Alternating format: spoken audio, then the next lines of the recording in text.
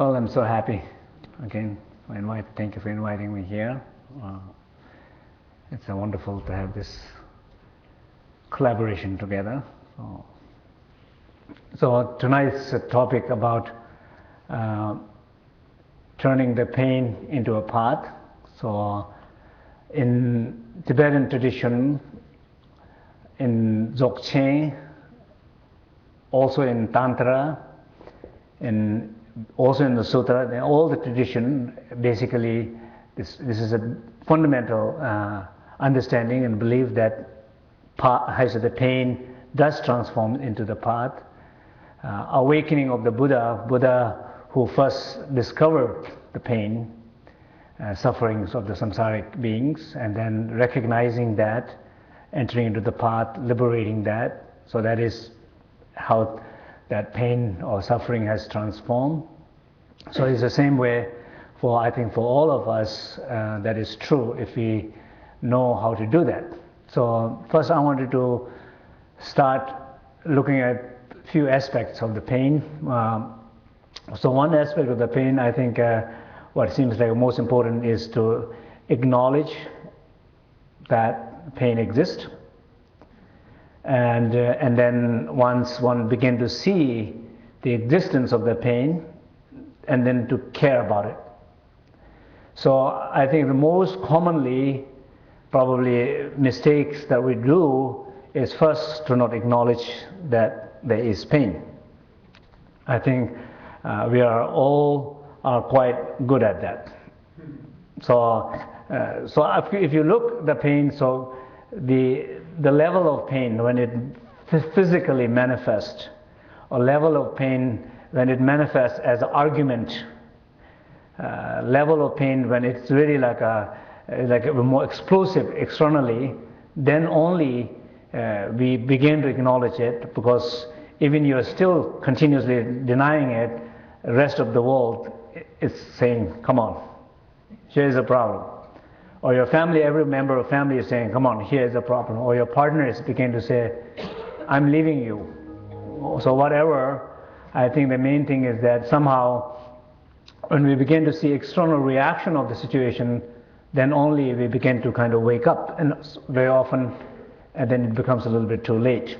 And sometimes there's a possibility to turn around. Other time, I think it's too late. So I think that is the very frequently what happens. So now the question about acknowledging means to not always turning out when there is a pain. For example, I sometimes talk about a karmic cushion. This is the notion. I say sometimes people sit on a rotten karmic cushion. Okay.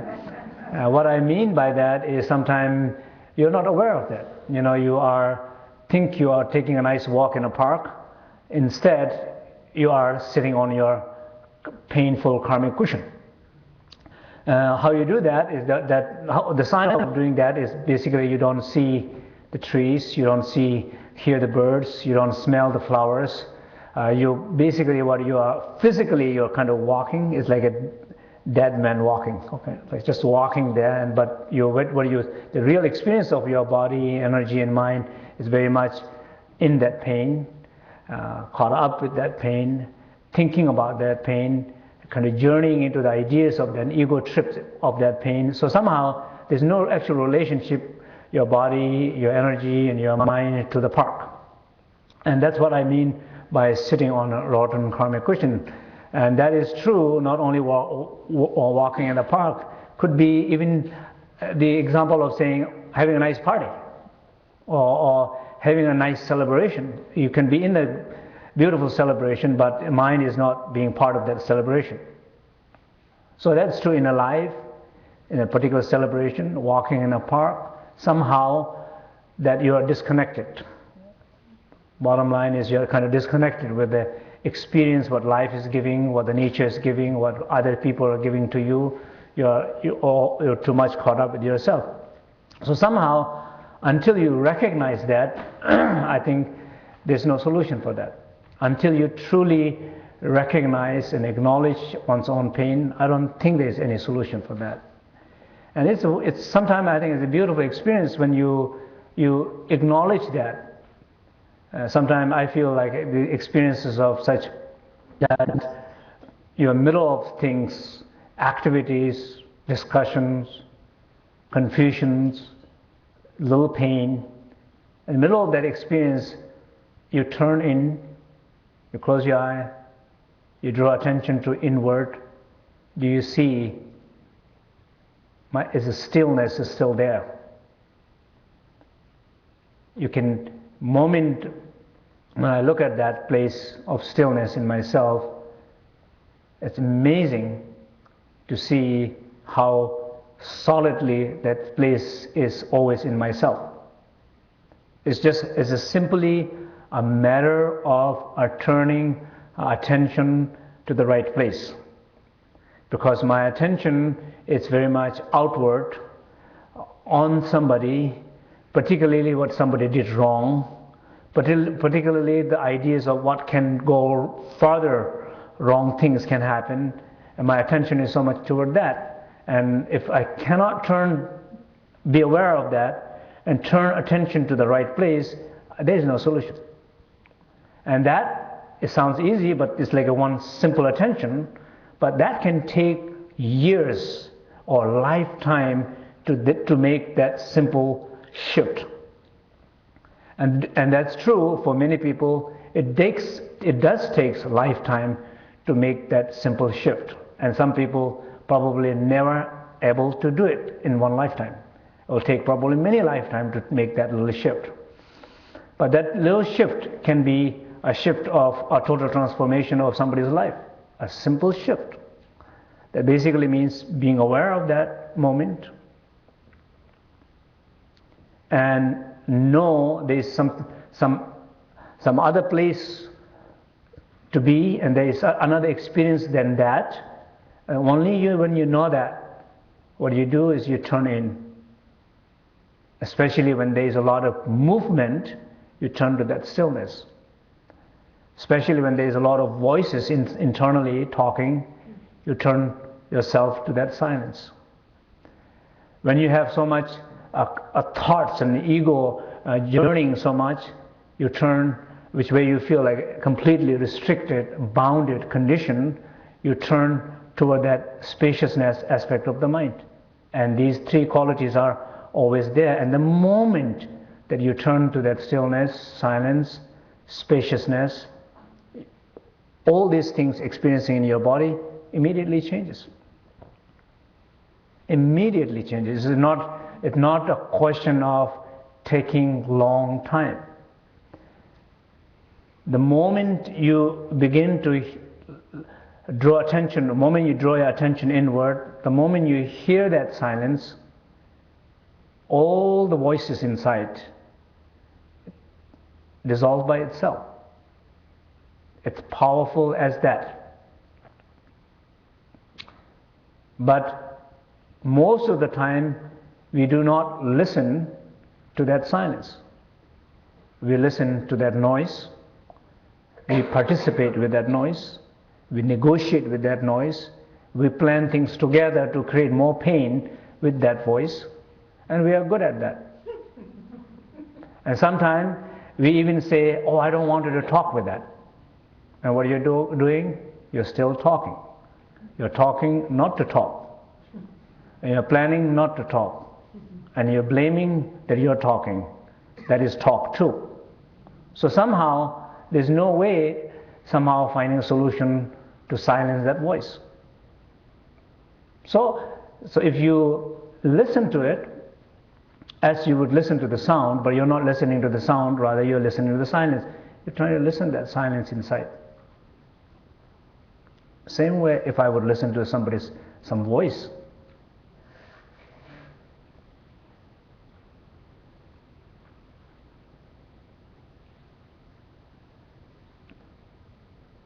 The moment you hear that, the voice is gone. Just turn your attention inward You listen to that silence.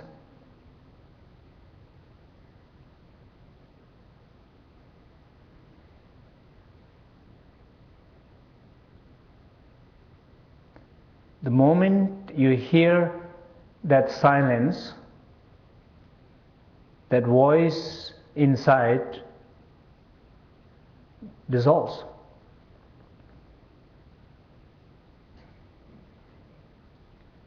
When you have like thoughts, like worried about something, and that worrying, making plan, and worrying about the plan might not work, all these thoughts, and you're feeling pain with that thought, confusion with that thought. So if you, rather than rejecting that thought, controlling that thought, trying to stop that thought, blaming that thought, you don't do nothing.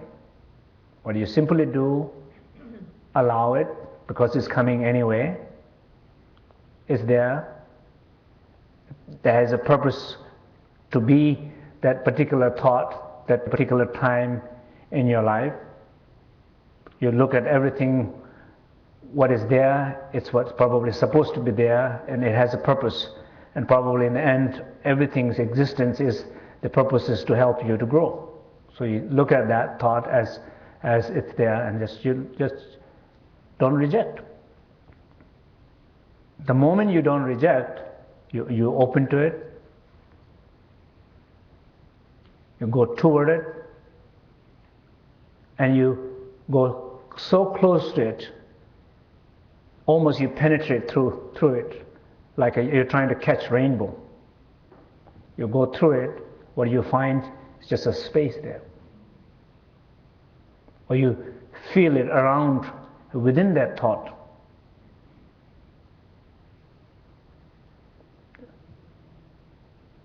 Feel it around and within that thought. Not rejecting it, not inviting it. Just see the thought, feel the thought. Around and within that thought, what you feel, the moment you feel that a spaciousness, thought itself, it cannot sustain anymore. It's gone. It's not there anymore. But if you reject it, you look who is rejecting it, it's another thought. And that thought is kind of worse, because that thought is thinking, I am a smarter thought. Therefore I have to reject that negative thought away. I am the solution. And you are stuck with the solution now. In the Dzogchen it says, a blooded hand cannot be washed with the blood. You can remove first blood, you remain with the second blood, you still remain with the blood. So if you choose between first and second is better, then it's one thing. If your goal is to get rid of blood, you haven't succeeded. And you're kind of deluding oneself, thinking that I have succeeded getting rid of blood. That doesn't happen. So first, acknowledging. Second, caring about the pain. So when I look, see what that means, like caring about the pain. I think very often we don't care about our pain.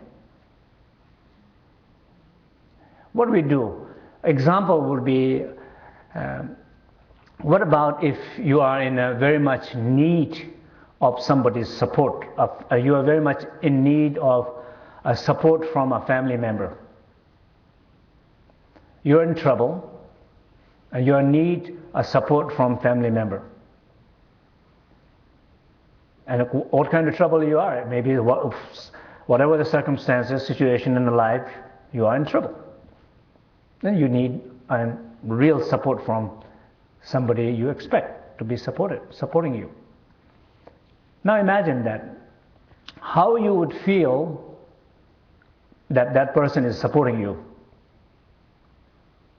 how will you feel? Most of the time, we will feel that we are supported by that person if that person is available, if that person is open, rather than saying, yeah, I'm going to help you, but you mess us up a hole here. That doesn't feel very supportive. I'm going to help you, but next time you be careful. There's some condition there. I'm going to help you, but if you listen to me. What somebody is doing, putting a lot of conditions there. Or somebody is very agitated. Somebody is more fearful of the circumstances than you are in. You feel less fearful of your mess. Somebody is more agitated about your mess. And that person is supposed to be helping you. Do you feel supported? No. You feel that person needs more help from you than that person can help you. More fearful, less grounded, very talkative, agitated, fearful.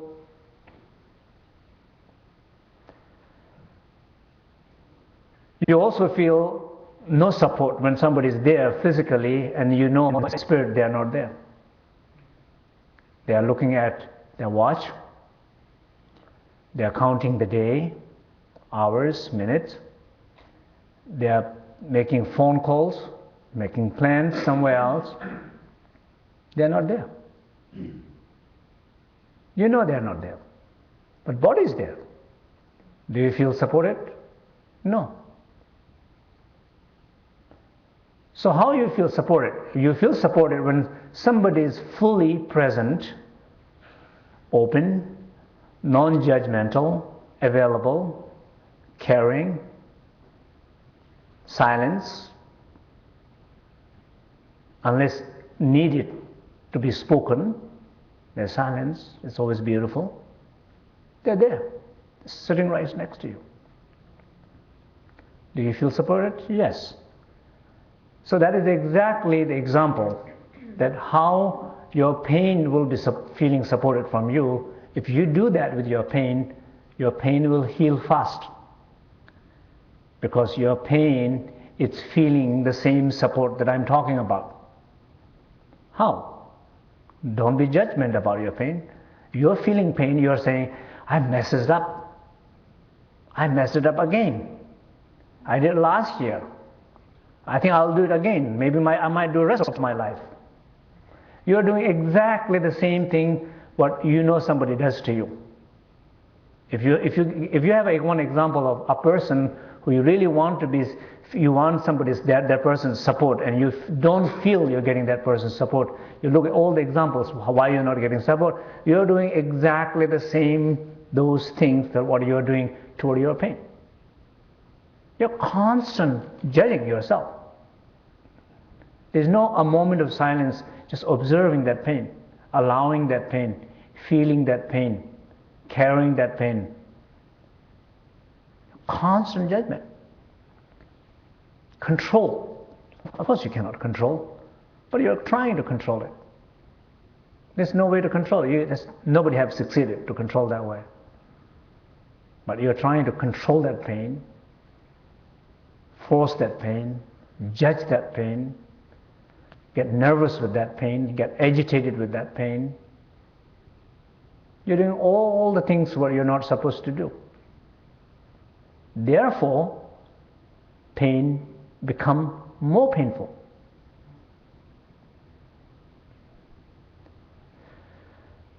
So, one thing is to have a pain, another thing is to be a pain.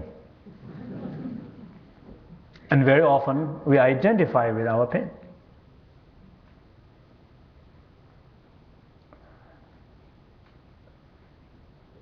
We feel, not that we have it, we feel we are. Some sense of a confusion there. And very often we identify with the pain, the ego identifies with the pain, then ego reacts to the world also. You would say things in a way, if you look at the pain did not want to say what you're saying. For example, you would get mad and say terrible things to somebody. If you closely look at it, who is saying it? Is it a pain? No, pain is not saying. Pain is just simply, in some sense, it's like a pure experience. It's just feeling. It's feeling something deep. The ego is interpreting that, saying, you're in threat. You have to defend. And how? I'll do it for you. I have a whole email written. I have a whole conversation set it up. And let's start with that. And you send that send button. Or you open that mouth. And what you're doing? You think you're kind of trying to communicate with something with that pain, but you're not really communicating with the pain. It's the ego is talking. And as a result of that, ego is creating more pain. Because ego, even in some sense, ego don't have real connection to the pain. Probably in some way, ego is probably never connected to the pain. That is probably the most problematic aspect of the ego. It has no connection. In contrary, the awareness has true connection to it. It's the same way, acknowledging not only pain in oneself, but acknowledging the pain of somebody else. I think that's true too. I think most powerful healing, most powerful communication, it happens when you understand somebody's pain. Because if you think about any bodhisattvas, even the bodhicitta, compassion is one of the greatest paths to achieve enlightenment. Bodhisattva, who has the compassion, who is also a great practitioner, a yogi, the reason is because they have that mind. What that mind is, understanding of pain of somebody. That makes that person very unique and different.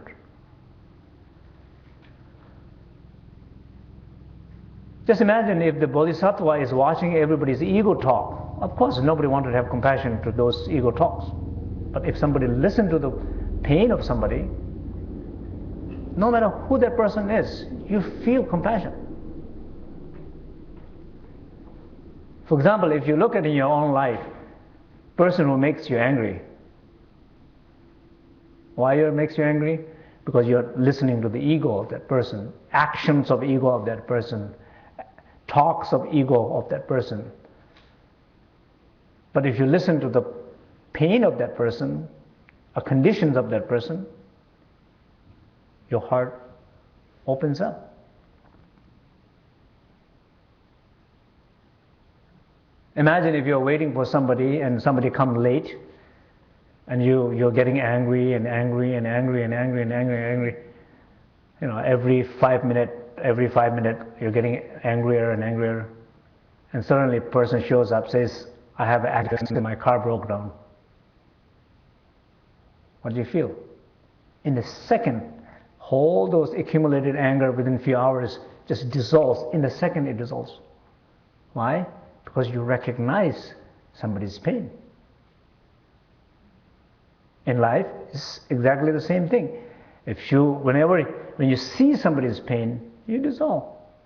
We have naturally capacity to do that. When we understand somebody's pain, we melt. When we understand our own pain, ego melts. Now, in a practical way, in a practical sense, how you would do that? In a practical sense, how you would do that? I think probably that's always a good question. What you do is, anytime, okay, a few things first. from big pain to a small pains. Okay? When you have a kind of some strong sense of pain, what do? First, be aware of that. I'm feeling it right now. You turn your attention inward and simply look at that.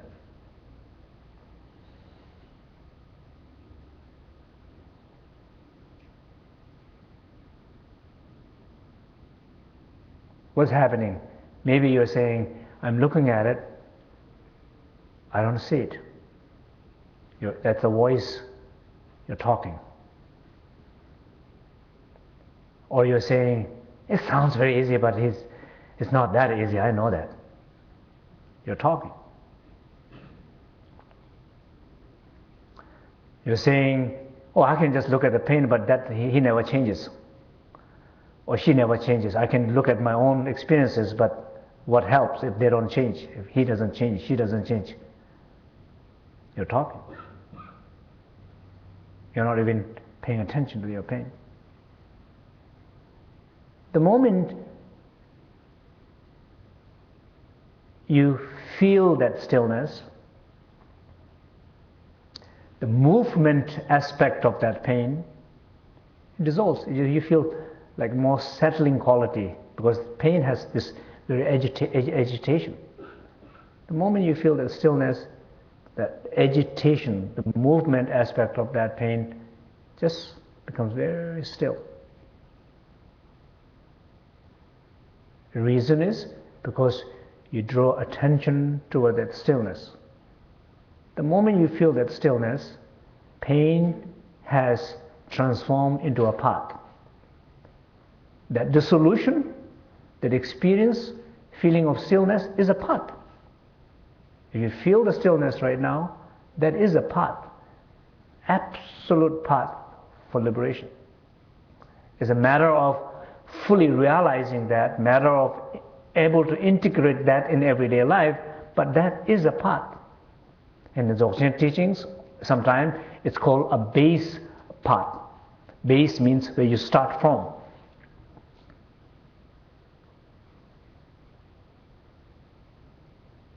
Jinejilam, it's called base path.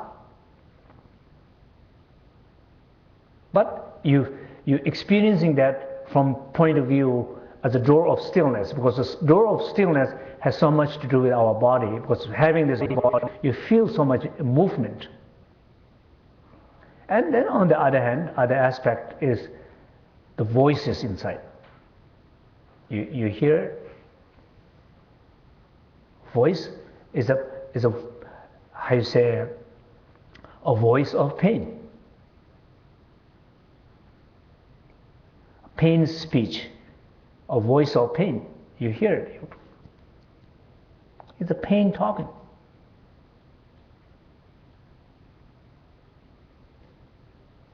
It's not you. Your pain is talking. You're free from pain. Pain is talking. You're identifying with the pain. You're confused who you are. The moment you realize you're not that voice, you're not that pain, you become free. How you do that? Same principle. If there's too many voices inside, particularly you draw a special attention to the silence. Because movement and sound is two different things. Stillness and silence is two different experiences. You listen to that silence. The moment you hear that silence, that voice has gone. That pain has gone. That pain now became path. And the silence is your path. That silence is what you have realized. Now it's a question about maintaining that silence, nourishing that silence, fully realizing that silence, integrate that silence with every voices, every sound, every music, but that silence is your path.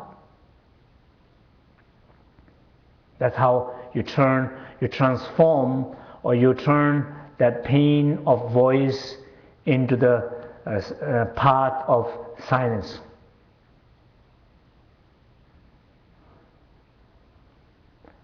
And the same way, that if in the mind, if you any given moment, if you look at your mind, probably mind could be clearer than it is. And we don't know sometimes if mind is clear or not. It's only way we know is when it's easier to know somebody, look at somebody else, and you can see that person is in a bad mood. You say, this person is in a bad mood. And what do you think you are in?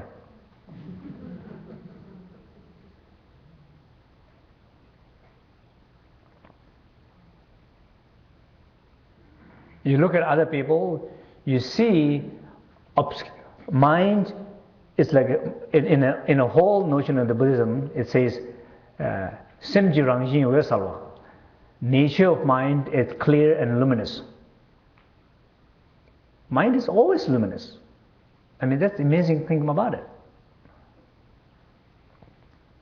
If you wanted to know how that feels like, of course, the best time to trying to experiment, that will be the worst time in your life.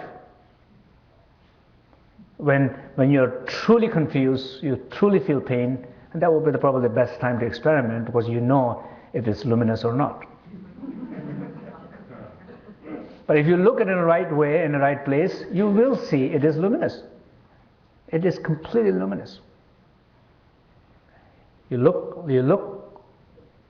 at it, it's just luminous. It's like it has always been.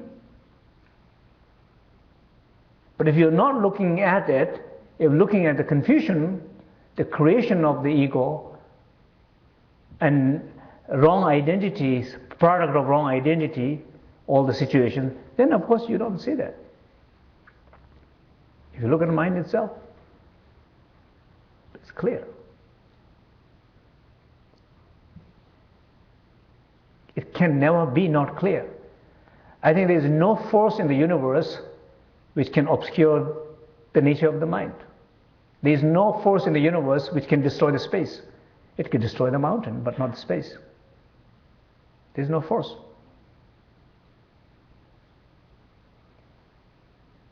And it's always there. This is the matter of drawing attention inward. See that space? It's there.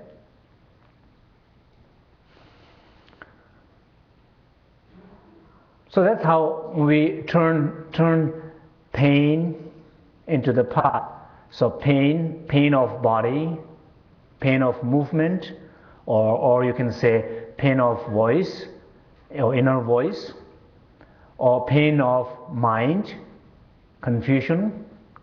So turning that movement of the body, of the movement of the pain in the stillness, and making the stillness a path to liberation. Recognizing those voices of pain inside, listening to the silence, hearing the silence, turning the silence as a path to a liberation. Feeling that obscuration, condition, blockages of the mind, connecting with that spaciousness of the mind, and turning that confusion or obscuration of the mind into a spaciousness of the mind, turning that spaciousness into a path for liberation. So that's how each conditions transform into each path, and each path leads to a final liberation. As simple as that. Of course, you can say that sounds very easy. Yeah, that is what it said in the Dzogchen. It says, I'm so easy, therefore you do not understand me. Yes, we know very well, we love complicated things. Whatever is harder to get, we think it's better. And probably some people's biggest problem is that they always want something what they cannot get. And that's the only way to not able to not see what you have. And I sometimes I say, I remind myself saying, if you want more, appreciate what you have. Those who will deserve to have more if they fully appreciate what they have. If they don't appreciate what they have, they do not deserve more. Because why? More does not make any sense because they don't know what they have.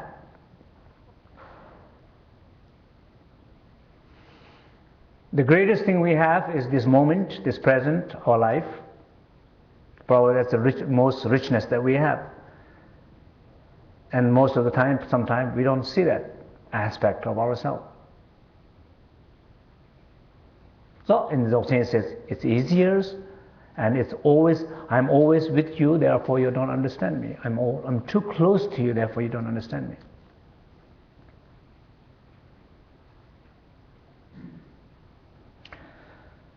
So practically speaking, it's a very simple way. If you don't remember all the things I said, just forget about it. Okay. In short, whenever you feel pain, just be open to it. And just here. Your pain is here, and here who usually talks, analyzes, judges, that I'm talking about that part. I'm not talking about so much about the pain. I'm talking about that part. That part should be like a good support. And good support means we already gave an example of what it means to good support. So you be that good support to your pain. That makes sense? Okay, I repeat this again. I gave this example earlier saying, when you are really much in need of support from somebody, your family member, what do you expect from them? That is exactly the pain is expecting from you. Like what? Strong presence. Complete open. Most importantly, non-judgmental. Not judging it. Just being there. So what? Of course, sometimes people have problem with that. I think especially in the West, people have problem with the stillness. People have problem with the silence. People have problem with the spaciousness. They think it's dumb when you are just spacious. No creativity. People are silent and they think it's a problem. People are still, then they think it's a problem. So therefore everybody, even they suppose they are still, they always pretend to be busy. That was one of the most cultural shock for me when I first time came to US. I'm busy. Everybody have to say that. That's the mantra. You know, if somebody says I'm not busy, something wrong with you, right? Something wrong. I mean, if somebody says, what do you do? You say nothing. And what they say? Okay, something got to be wrong here. This is not normal. You see, why? Because we have problem with the stillness. And you come to meet somebody, immediately somebody trying to talk to you. Do you really have to talk? Especially when you don't know what to talk? No. You always end up saying something very stupid when you don't know what to say. So it's better to be silent. But people do. They feel silence is not good. They feel, I might be offending if I don't say anything. Silence is beautiful. I know. I think there are many times I meet people like having relationship problems or something like that. And I say, what have you been doing? I said, we have been talking for a long time. We have therapy, one therapy, two therapies. So there's more people talking. Nowadays, worst thing is they put up in a space, what do you call it? Spacebook. You see, Spacebook. Facebook, sorry, Facebook. Spacebook, that's good to me.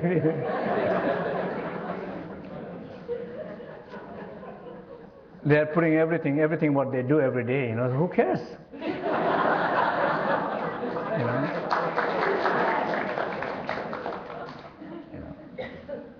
So it's just like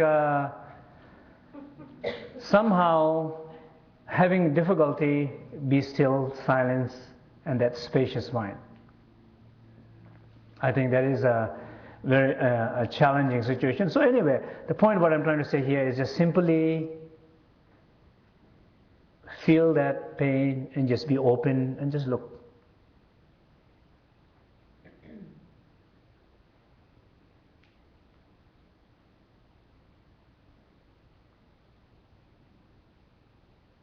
As if your good friend is there with that stillness, openness, non-judgmental, being with you and supporting you. Same way you be with your pain that way, just still, silence, spacious, open.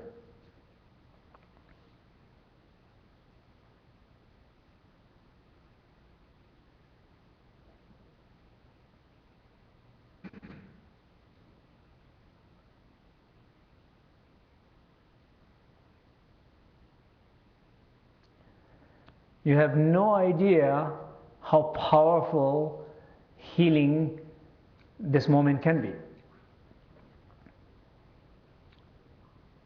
Probably the best the healing process you can ever imagine. That stillness, that silence, that spaciousness can be toward your pain. I don't think there's nothing better. As far as the healing is concerned, if you believe in healing, and as far as it is changing and transforming that pain is concerned, there is nothing better than that awareness. There's nothing better. There's nothing, one thing is better than that. And that tool is within you. Just being there.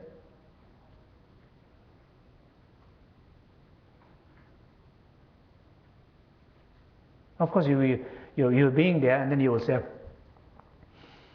I don't think this is going to help. Well, that is the voice. With that voice, definitely it will not help. Yeah, it's very difficult to get rid of that voice. You will say something like, yes, I can do that, I can just sit with that, but what is going to change my life? How is it going to take care of my broken car? How is it going to stop my alcoholic husband? Yes, of course you can analyze those things, you say something like that. That is the voice. That voice in you who says how it can stop my alcoholic husband is the voice who is contributing to your husband to drink more. When it becomes stronger, vibrating, energy is moving out, becoming a voice, action, agitation, it is making that person drink more. And you have no idea that you are part of that contributor. Not only that, it's also a part of your own pain which is contributing more. Yeah, so that moment when you're listening, yeah, you have to be aware there's a voice in you. The moment you stop that voice, when you feel that connection to the space, we only know like how flowers nourish, how fruits and trees, how our physical body nourish, but we have no good sense of how space nourishment of the space, the nourishment of that awareness, we have no clue.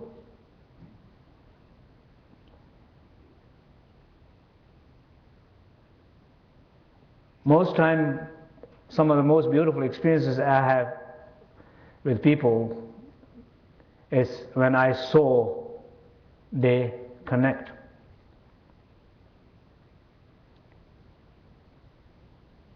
In a very short time, when they connect with that space, the tears comes out, the joys comes out, their forgiveness comes out, the strength comes out, the clarity what to do comes out. Amazing qualities manifest out. And comes out from where? From that space. When you're allowing it, it's giving birth to everything. And you say, why then it didn't come out before? Of course there was not much space there. You have occupied that space, obscures with your ego. You have voices, so much voices have kind of lost its connection to the silence. So much agitation and movement have no connection to the stillness. How something is going to come out from that space? It's bagging in some sense. You know, in some way, I think your pain is more interested in being free from you than you are interested in being free from your pain. It's the same thing like with somebody, you know, like if you said, I want to get rid of that person, what do you think about that person thinks? Same thing.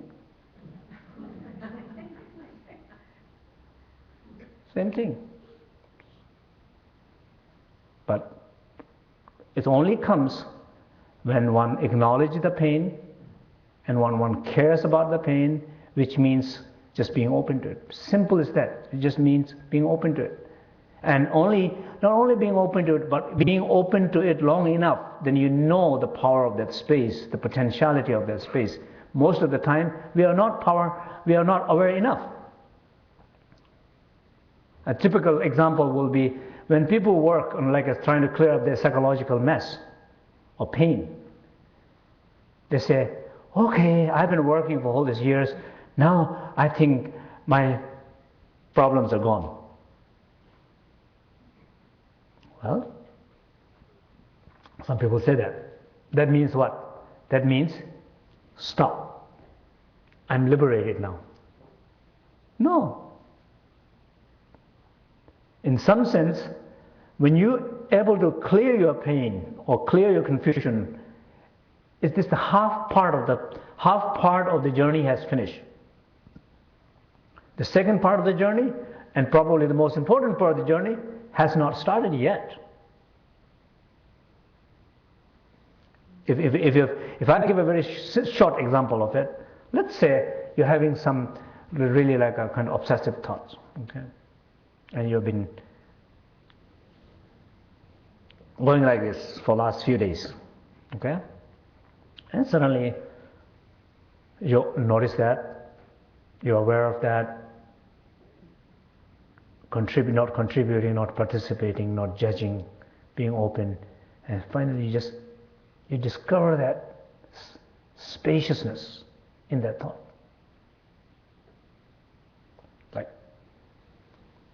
Like this. And that thought, it's gone. Thought is not there. Then you say, wow, this is beautiful. It's gone. Then what do you say? Okay, what is the next? Of course you say immediately, what is the next? It means, which next thing that I'm going to worry about? Right? So you know that it's not about the topic. It's about the one who is worrying about it, who finds always a new topic. And then you're looking, okay, 1 week break. And the next week, you come up with a new idea. Okay, it's the tax time. That is a good reason to be worried. Then you worry again.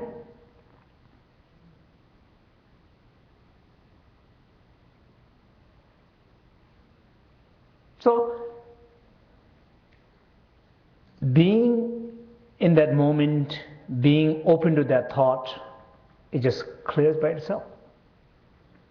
So anyway, so there's a few things here related with the stillness, silence, and spaciousness. So these are the paths, what I'm referring to as a path, so that it's a universal, that everybody can have common experiences. Everybody can have the same experiences, no matter which kind of pain. Everybody says, oh no, you have no idea about my pain. If I tell you my story, then you will think different. No, I don't. And I've heard so many different people's problems, and it's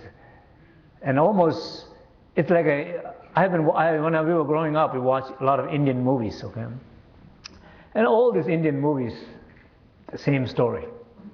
So you see 5 minutes of the beginning of the movie, you know how it's going to end. So our pains are like that.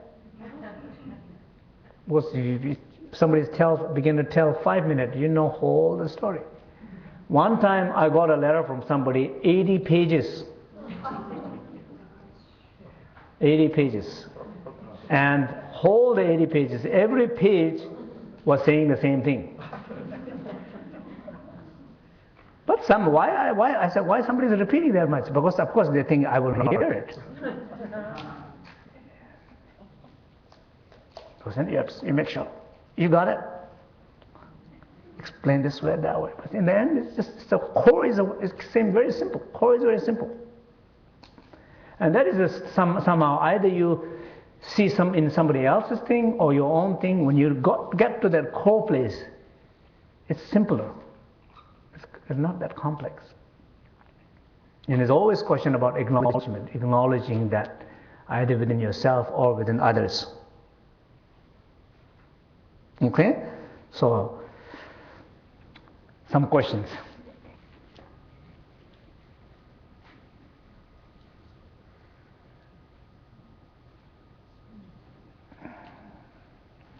Some questions from that silence.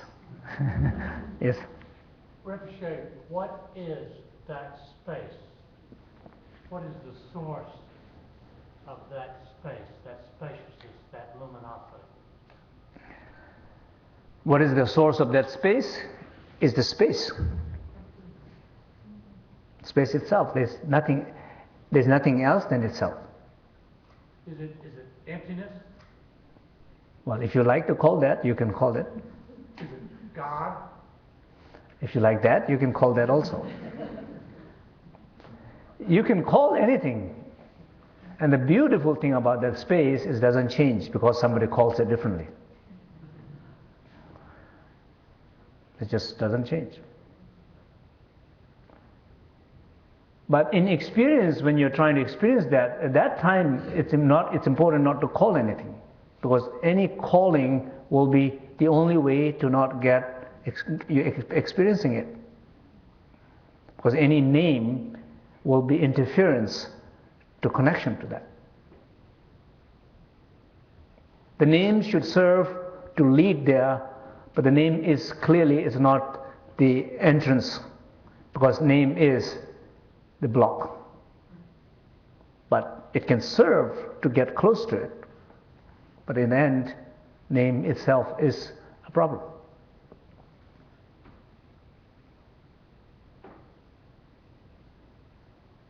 I mean, how you experience that, if you look at in your own experience, anytime this question about acknowledging, when I use this word to like acknowledging and carrying it, I think if you look at both, acknowledging and carrying could have some conceptual aspect of it. Oh yes, I have pain, that's okay.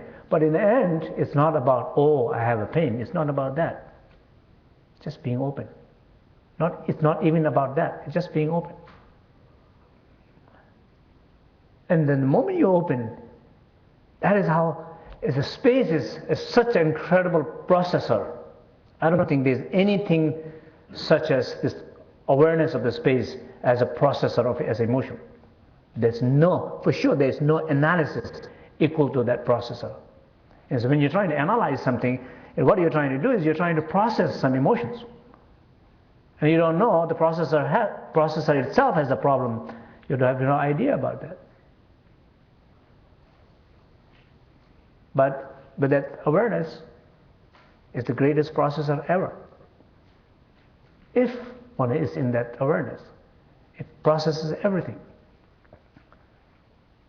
The beautiful thing about that spacious awareness is that it's like a light.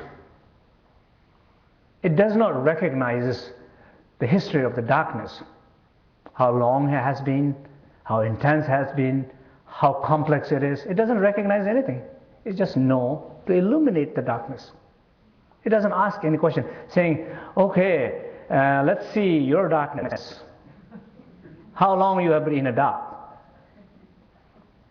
How many people you have put it in a dark place as you? It says, no matter how much confused you are in, it doesn't recognize that. That's the beautiful about that awareness. It doesn't recognize. It's like a light. If you turn it on, it doesn't say, oh, I don't like this darkness here, so I don't want it to illuminate. No, it doesn't. The moment it shines, darkness is gone.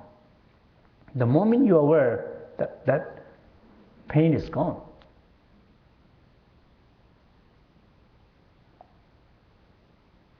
It doesn't recognize this. And the thought is like that. Sometimes we put in people in meditation, they're having great experiences. And they say, this is not real. My pain has been a long history. This cannot be real. What I'm feeling is not real. I'm feeling great, but this is not real. It's amazing. They say that.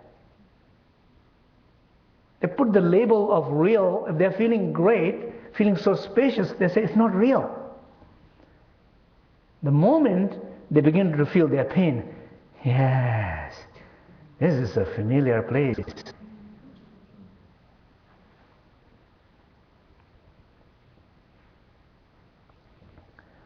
As a saying, the familiar hell is better than unfamiliar heaven. And that is true for many people. When they feel that pain, they say, yes, that seems like coming back to home. And they don't have any questions. This is it. This is me. This is me. This is my karmic cushion. This smells right. Feels familiar. Yeah. Okay? Any other? Yes. So, can you speak more about the distinction between stillness, silence, and spaciousness? Okay. Well, if you look in ourself, the question is, if I can say a few words more about stillness, distinction between the stillness, silence, and spaciousness, is stillness has so much to do with the body, okay, which includes our physical body, but it doesn't excludes anything else, such as ego, for example, identity. Our identity and a deep identity is also our body, So as this body, we identify so much with this body, right? We say, I'm getting old. That means my body is getting old. I have a pain means my knee has a pain. So we identify so much with the body. So same way, our deep identity, sometimes it's a little bit more than the body. That identity is also a body. Okay, maybe this part is always a little bit complicated part, but I'll see how we can do this. So stillness has to do with the body. Okay, it always has to do with movement, stillness. Body includes this one and ego, identity. There are two bodies there. Silence has to do with speech. Speech, voices, thoughts, like inner voices. Sometimes there are some people don't speak so much with their mouth, but they are loud enough with their mind. So they don't need to speak, right? You can feel vibration there. So that voice inside, speech. Mind is like obscuration of mind, is like the spaciousness of the mind has something to do with the ignorance. Thoughts. That thoughts, ignorance, or even subtle ego, they are all obscuring like a clouds. So the clouds doesn't help to feel the space. So when the clouds removes, then you feel the spaciousness of the sky. So spaciousness has to do with the mind, silence has to do with the speech, and stillness has to do with the body. And body does not, talks about only about this body. That's what I'm saying. Usually when we think about body, we only refer to this. But really, like in the truth, it refers more to the ego. But this includes this body also. In a sense, simple way to understand will be stillness has to do with the body. And very often, many meditations, when people trying to practice with the stillness, they're trying to apply the body, walk with the walking meditation, being still, referring a lot through the body. So our body becomes important tool or door to experience that stillness. The silence, voice, remaining silence or remaining something in our voice is the kind of doorway to that silence. And trying to remain mind clear or finding the spaciousness, the doorway to that spaciousness of the mind.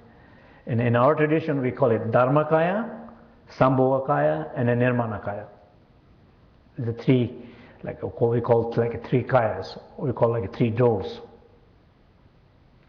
But in some way, in a very simple way will be if you, in a simple and very nice way will be if you listen to it, connect with your body, for example. If you sit like this, you draw full attention to your body, physical body, and connect with that stillness.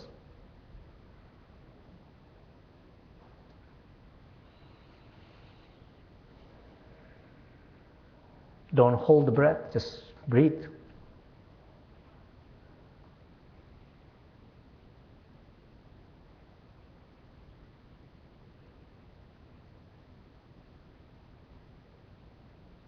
It's a very distinctive experience. Now if you listen to the silence, that means, especially when you're talking internally, you listen to the silence.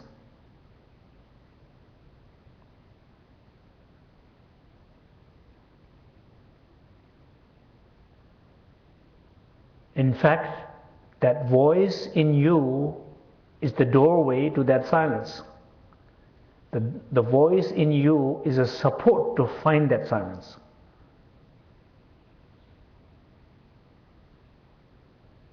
So you be open to that voice, allow that voice, feel the silence in it.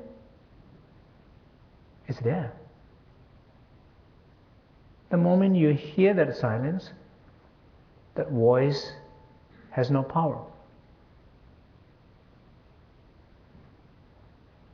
And resting there is a very distinctive experience.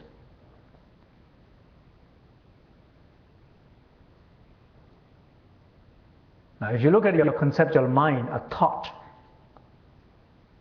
a very solid thought, my idea, it's right. Look at that solid thought.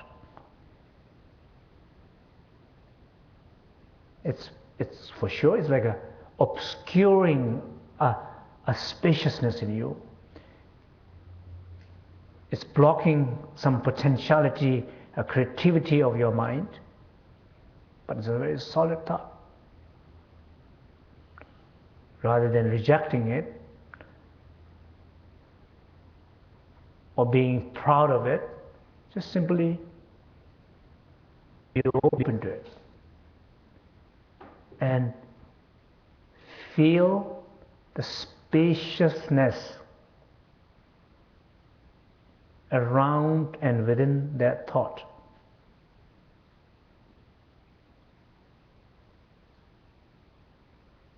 you feel it. You feel it more. When that awareness becomes alive, that thought dissolves. Your idea no longer important. You're more flexible. You're more spacious. You have more chance to grow. You have more chance to become creative. You have chance to evolve the next step. And that experience is kind of very, very distinctive experience. In the end, that spaciousness, that silence, that stillness is the same. But in the path, they are different.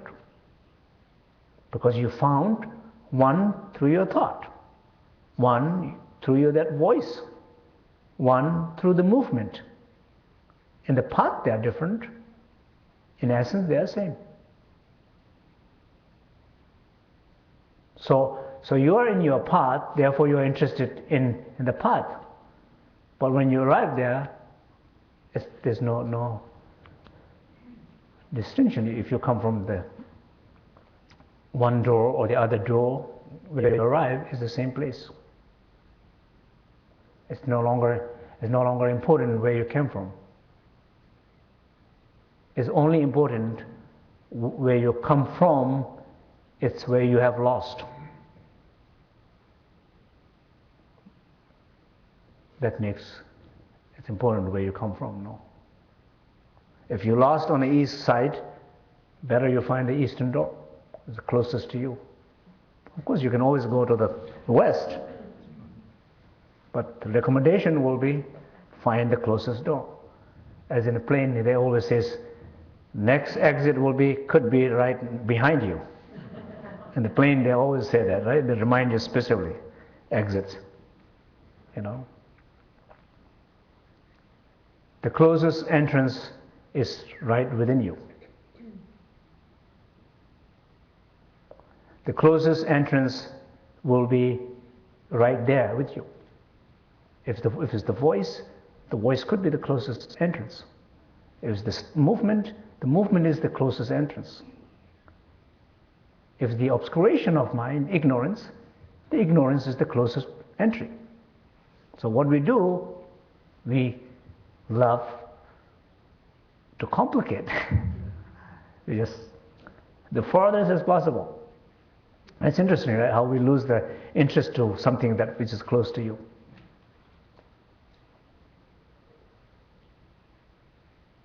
Yeah.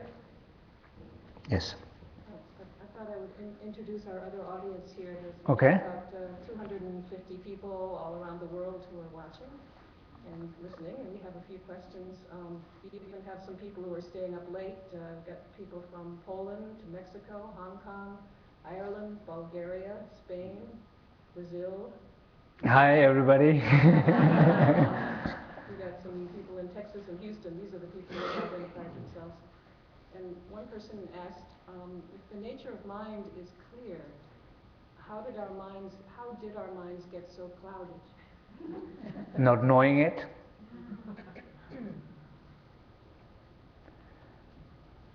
So if the nature of mind is clear, how our mind is clouded, that is the question.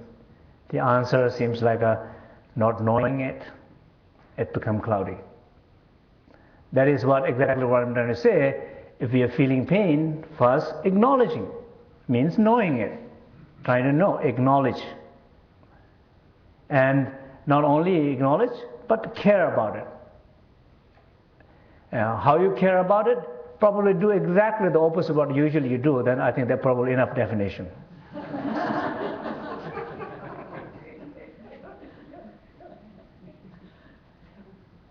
Okay? Yeah, somewhere here. Okay.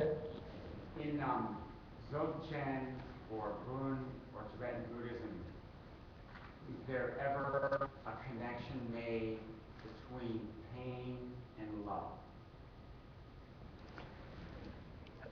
Well, I think in the same way, if you think about connection The question is if there is any connection between the pain and love in Burn, Dzogchen, Buddhism. Okay. So I wanted to talk from myself rather than trying to talk from Dzogchen or Buddhism or Burn. Okay, so that reason is by, I think, talk a little bit more with experience here. Okay, so not categorizing with the source tradition there particularly. The connection is what we just made here. We are talking about the pain, being acknowledging, being aware, and so when the moment, for example, love, for example, okay, love and anger is like the opposite side. If you look at our anger, and anger has its own pain, anger has its own confusion. So now when you look at the anger, and anger is pain of the anger, same principle. If you feel that stillness of that, feel the silence of that, feel the spaciousness of that anger or that anger's related pain, and what you see, it dissolves. As a dissolution, when the anger dissolves, what you found a space. You can call it cessation of anger. It's a cessation of anger because anger was there, anger is gone. What do you find? It's a space. And that space is a unique space to cultivate love. The only way really you can have the experience of true love to have a recognition of that cessation of anger, that space. If that space has recognized, you have a chance to experience love. If that space is not there, no matter how much you pretend to having love, you don't have a love. And most of the time, we don't really know what love means, because our lives are very much conditional, pain-based love. Proof is you're able to hate somebody next second that you were crazy about that person 1 minute before. How you can change so fast a love to hate, because that is not love. It's not love. Why is it not love? Because there is no space. The ultimate sense of love will means which has the better, more space there is in the love, the better the love is. The less space in the love, the lower quality of the love is. And we know that very well if you look at our attachment to our families. Of course, loving your children, your partner, your family member, we all know what that means. But clearly, it is attachment. So how much you're aware of that attachment? Oh, this is beautiful. Of course, I look at it that way. And when I feel that attachment, I feel this is beautiful, but this is attachment. Acknowledge that. Be aware of that. Prepare yourself for let go. But it's going to go anywhere one day, right? So it's not even a choice. That's the nature. So the more space you can feel that, it doesn't minimize the love. It enriches that quality of love. It becomes richer, not less. So for sure, there's a great connection. An important connection. No? And not only with love, like every other quality and emotion, they're all same level of connections. Yeah. And Polly, you have any? Someone asks, why do you think, Rinpoche, that it is so difficult to go inside, even if we want to more than anything?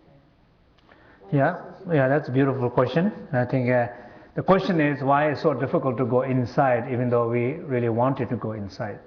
I think it has something to do with unfamiliarity. We are not very familiar. We don't trust enough. I mean, we just, as we said, going inside, it seems like the easiest thing to do, but we don't do it. Probably we feel it will not work. Probably we don't have experiences of it. Even we do have experience of, then we have ego interfering and saying, this is not that easy. And as I said earlier, people, they're feeling it. They're feeling connection to it. They're feeling healing of it. They're feeling absence of pain. They're feeling presence of joy. But they still question about it. They say, this cannot be true. They question like that. I think, why? Because they're not familiar. So, what I tell people, I've been thinking a lot about it, and how is it possible to make people more familiar with this? So I come up with some ideas, okay? One of the ideas is that, think about taking a pills, okay? Pill of stillness, the pill of silence, pill of spaciousness. You have 3 pills to take, okay? Okay? So, if you're taking like, I don't know, like any multivitamin or whatever you're taking, whatever medicines you're taking, which you're supposed to take, 3 pills, 4 pills, 5 pills, whatever you're taking a day, what do? You're trying to make sure that you take those pills every day, right? You make sure you take those 3 pills. So what I'm saying, you look at the same way. You take 3 pills. So recommendation is, think about, you take 3 pills. This is a prescription. I'm prescribing that 3 pills. Red, white, and blue, if you want a color. If you want a quality, stillness, silence, and spaciousness. Take 3 pills. So how many times? It depends how severe you're sick. If you're really sick, then you got to take a lot. If you're not too bad, you can take less. But let's say at least start taking 3 pills a day. So you have an option to do when to take stillness, when to take silence, when to take spaciousness. You have an option to, you can choose. And the way you make choices, in some way you don't choose, it chooses you. When you have too much movement, agitation, you see, agitation chose you a particular time in your day. And that moment you say, thank you for agitation. You remind me taking a pill of stillness. And you just go.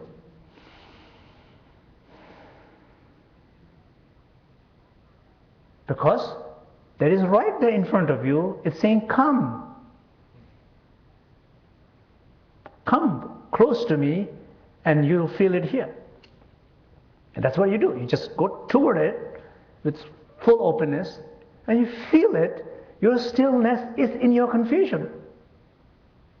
Don't go somewhere else. Reject your movement. Trying to control that and trying to find stillness somewhere. No. Go toward it. See in it. It's right there within it. That's what it's inviting you. The moment you realize, don't talk this way, don't talk that way, you're talking.